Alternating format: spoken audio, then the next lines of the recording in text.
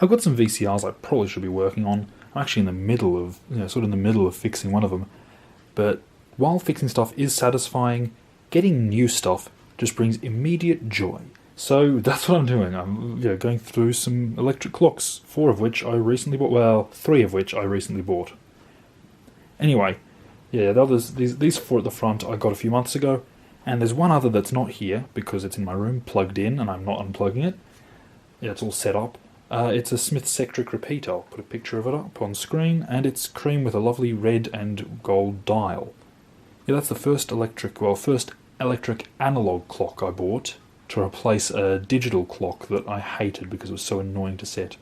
I'll make a video on that thing. Although, I don't know, that would just be me venting on how annoying that thing is. Anyway, back to the topic of analog electric clocks. Funnily enough, what I wanted when I was looking for one years ago was either a cream or marbled plastic one. But they were just too expensive, or in bad condition, or in Britain, which wasn't very helpful. So I ended up getting a cream one. I thought the cream was bland and ugly, but the red and gold dial, I think, more than makes up for it. Also, the repeater function is cool. If you don't know what a repeater alarm is, it's like a normal alarm, except how a normal alarm just turns on at the set time and just keeps ringing. A repeater alarm, the alarm will be set and it'll ring for a bit, or sound. It's more of a buzzer than a bell. Anyway, the alarm sounds for a bit and then stops, is quiet for a bit, and then starts buzzing again, and then stops. And it just goes on and on. It's a repeat. It repeats. And I think the idea is because the thing that wakes you up is the sudden noise. And then if you have it continuously, there's only about one chance to wake you up when it suddenly starts ringing. Because otherwise you sort of just tune it out. But the repeater alarm starts, and then stops, and then gives you enough time to sort of get used to quiet, and then starts buzzing again. So I think it's just to wake you. It does a better job of waking you up. I'm almost always awake before the alarm, so it doesn't really matter. But I think it's a cool mechanism anyway. Anyway, I was supposed to be talking about these clocks, not repeater alarms, because I can't even show it to you because of. Anyway, we'll start here. These 4 clocks I bought months ago in a lot. They were quite cheap. And they don't really work. They all make horrible noises when they're plugged in. Apart from this one. This one I haven't even plugged in because the cord is just melted. But yeah. This thing is baked. You can see the dial's all cracked from... Must have been on for a long time and it's sort of gotten hot. Well, I suppose, they're on all the time, but that one's especially... And the dial's all chipped for some... the glass is all chipped along the edge for some reason, which is weird. I don't know.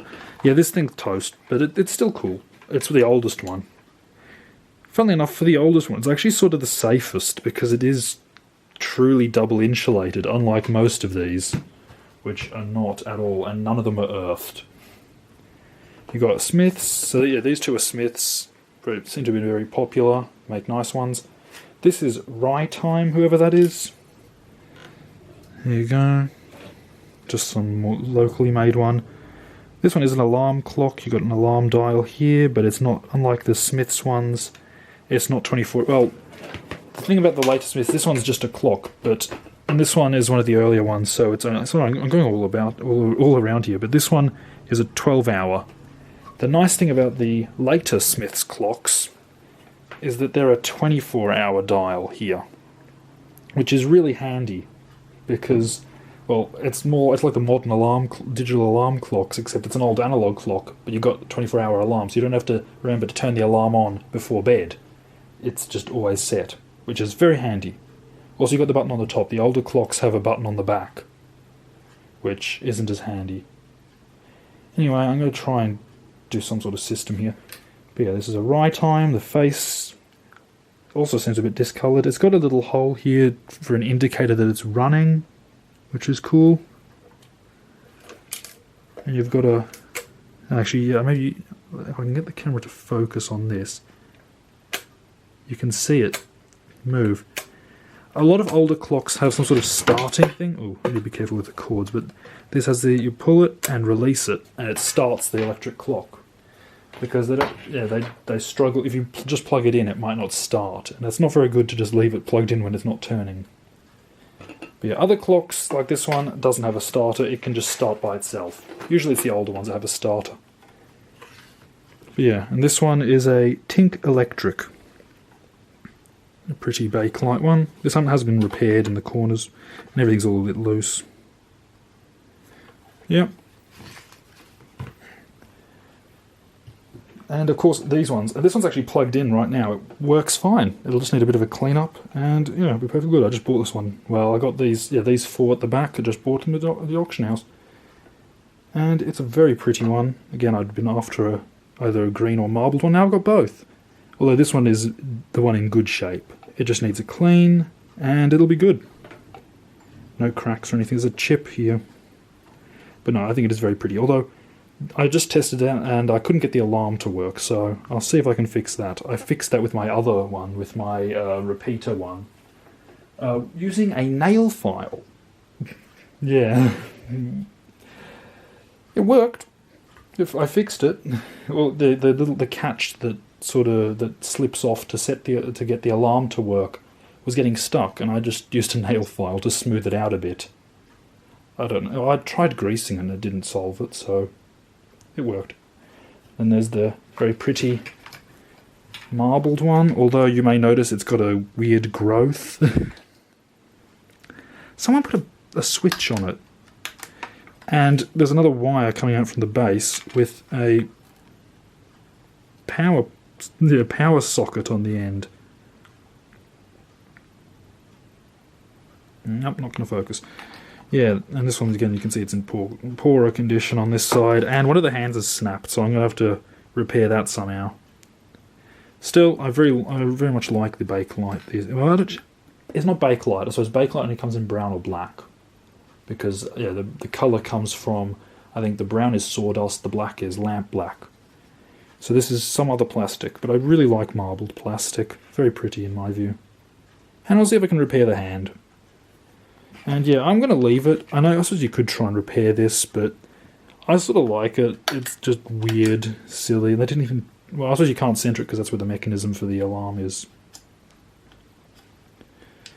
But yeah, I don't know. They must have had it connected to a lamp, or maybe even a radio. That would be pretty cool, turning it into a clock radio by just plugging in your radio.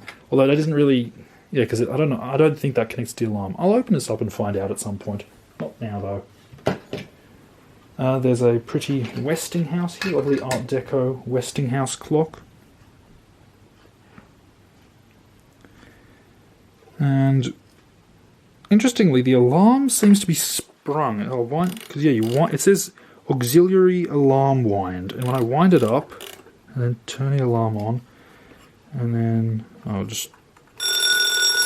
the alarm hand is not really aligned, but yeah, it seems to have a mechanical alarm, but otherwise be an electric clock. The cord is terrifying. You can see the bare wires there.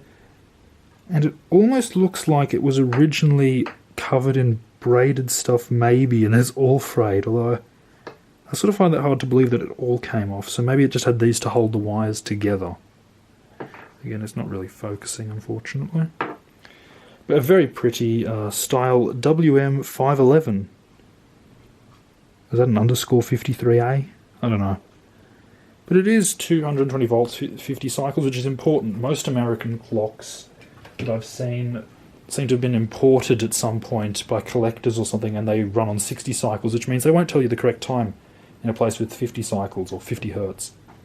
Anyway, I've shown them all apart from this thing. And this thing, I'd said 3 electric clocks I bought today, because this thing, while I thought it was going to be electric just from the styling, it isn't. It's actually sprung. Which I suppose, yeah, makes sense. They have both varieties, but yeah, I've seen a lot with this style electric, not as many spring wound. Yeah, there you go. I'm going to be servicing most of them at some point. This one's still running perfectly. Someone's replaced the cord too, which is nicer than one I've got on my bedside. Although I don't think they earthed anything. I doubt it. There's not really anything to earth apart from the metal back plate, which I don't see any evidence of them having done that. Yeah, so that's why it's somewhat worrying that these things aren't earthed, because they have a whole metal back plate that you can very easily touch. Although usually the wiring is done very well. They've got a retainer thing stuck into the wire so you can't yank it out. That's been changed though, so I'll be looking into that. But yeah, I'm going to be servicing these at some point. I've wanted to service clocks for years, but I've never got to actually buying clock oil and all that, so I will be doing that soon. Probably starting with this thing because it is very simple and very hilarious. And just, it's so weird and sort of cheap and concerning. But I'll get into that. I think that'll be quite amusing. Yeah, it is an interesting design. But there you go. Again, not really much to finish on it. Cool clocks,